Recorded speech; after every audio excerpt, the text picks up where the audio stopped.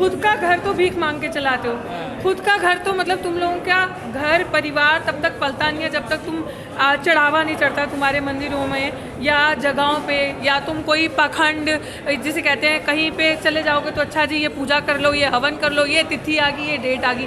खुद का काम तो तुम्हारा वैसे बनता नहीं और तुम दूसरों के लिए निकालते हो, भविष्यवाणियाँ करते हो और दूसरों को कहते हो कि जी किसी का सर कलम कर देंगे हम, तो अगर कोई इतना नहीं, हम 50 लाख रुपए देंगे सर कलम। मुझे लगता है कि 50 रुपये भी कभी ज़िंदगी में अपनी मेहनत के कमा के देखें, इनसे पूछो, अगर भीख नहीं मांग के देखें। तो ये तो हाल है। और रही बात आपकी बात की हमें धमकियाँ मिलती हैं, हमें आदत हो चुकी है क्योंकि इस देश में अब युवाओं को भी समझ आना चाहिए और हम जैसे एक्टिविस्ट लोगों को भी ये चीज़ समझनी चाहिए कि जो आपसे डरता है ना, डरपोक, जो डरपोक है असली में खोखला है, वो आपको धमकियां देगा जो कुछ नहीं कर सकता। पिया है ना माँ का दूध और है हिम्मत तो आ मेरे सामने खड़ा हुआ। बड़े प्रसिद्ध संत है वो अयोध्या के, अरे बता रही हैं। एक सेकंड, वो संत है तो क्या हम क्या हैवान है?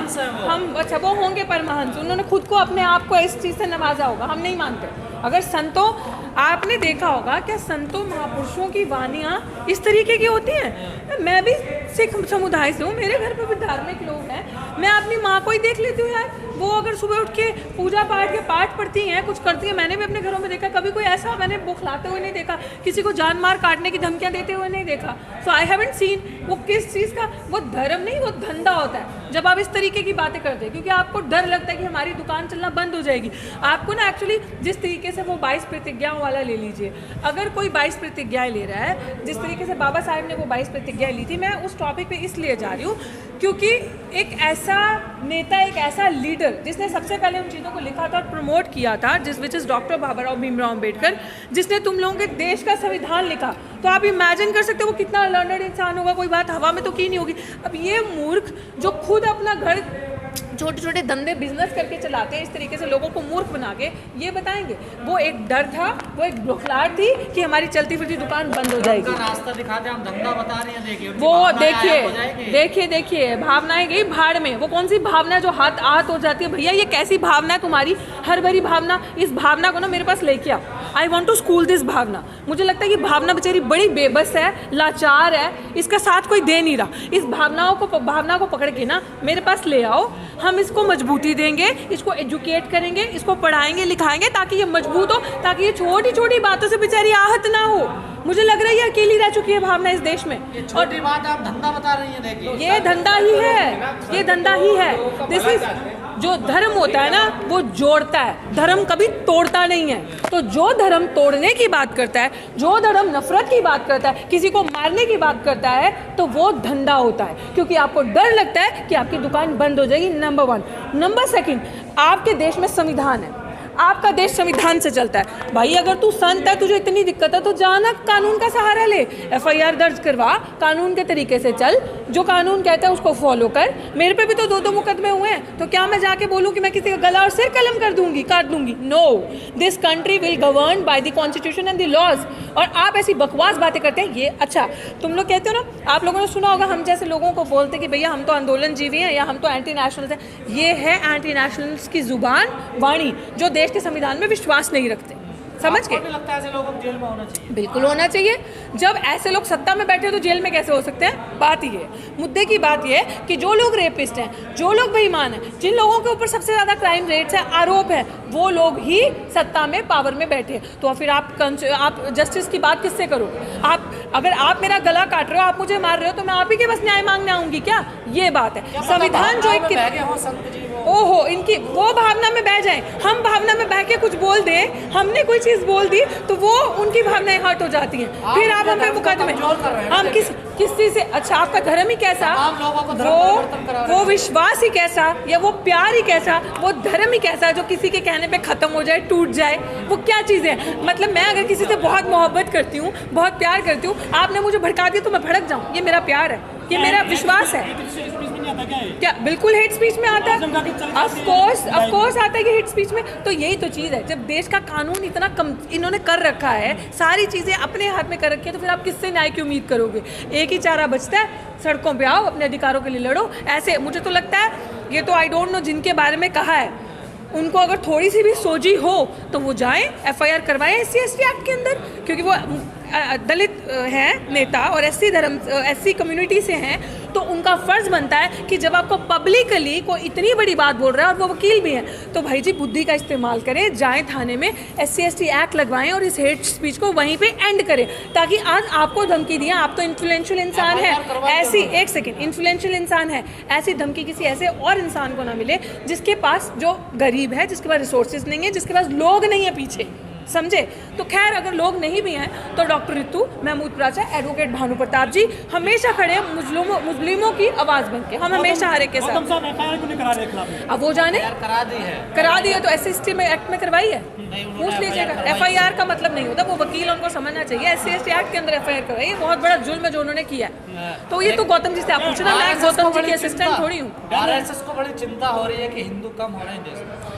ओहो, RSS को चिंता ये हो रही है हिंदू कम हो रहे हैं देश में। RSS खुद हिंदू हैं, हिंदुओं की इससे बड़ी सरकार, जो सरकार उनकी है, सरकार BJP की नहीं है, RSS की सरकार है, और अभी भी उनको चिंता हो रही है। बेईमानी वो करते हैं, गला वो काटते हैं, सारी चीज़ें मिल मिला के उन्होंने बेच दी, हमसे हमारे विश्वविद्यालय छीन लिए, शिक्षा छीन ली, रोजगार छीन लिया, और अभी भी इनको चिंता हो रही है हिंदू खत्म हो रहे हैं, क्योंकि धर्म की राजनीति तो है। मोहन भागवत कह रहे हैं ना, अब जाति मुक्त देश बनाना है। कहनी और कथनी और करनी में बहुत फर्क है। पहले खुद चल के देखे उस अमल, उनको बोलो उतरो, पहले जिस पोजीशन पे बैठे हो ना उतरो वहाँ से, वो कुर्सी छोड़ो, खत्म करो RSS को।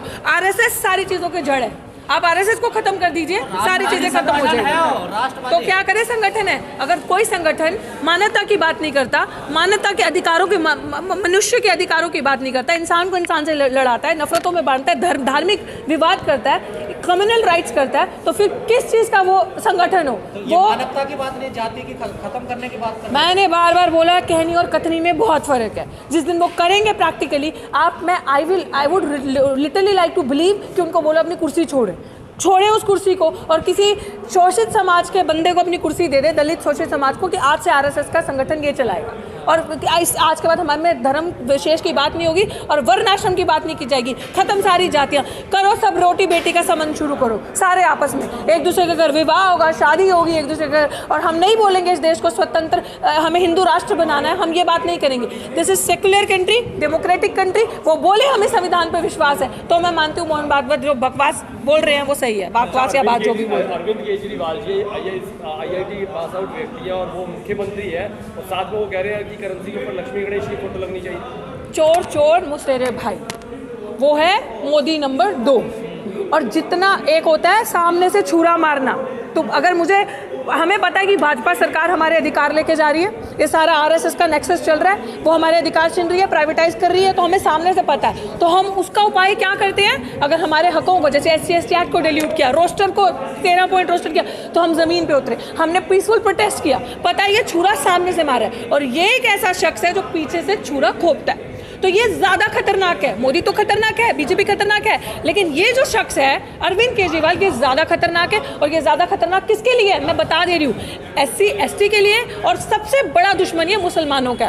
एक सेकेंड, कट्टर ईमानदार, कट्टर बेईमान इंसान है ये, जहाँ पे ये धंधा, इसको कहते हैं बिजनेसमैन, जिसे कहते हैं ना बनिया, बिजनेस कैसे करना है, कहाँ पे किसकी तस्वीरें करके लगाकर धंधा करना है। पंजाब में क्या, तो पता था पंजाब में 32% प्लस पॉपुलेशन है SCs की, शेड्यूल कास्ट की, वहाँ पे लगाई बाबा अम्बेडकर की बड़ी बड़ी प्रतिमाएं ऑफिस में, और किया खुलेआम प्रचार। अब कहाँ है दिल्ली में आपको बाबा अम्बेडकर? एक सेकेंड, दिल्ली में बाबा अम्बेडकर की, राजेंद्र पाल के बाद में राजकुमार आनंद को मंत्री बना दिया है, और क्या चाहिए आपको? किस चीज, तुम क्या मतलब, आपने पहली बात है राजेंद्र पाल को उतारा है क्यों कुर्सी से?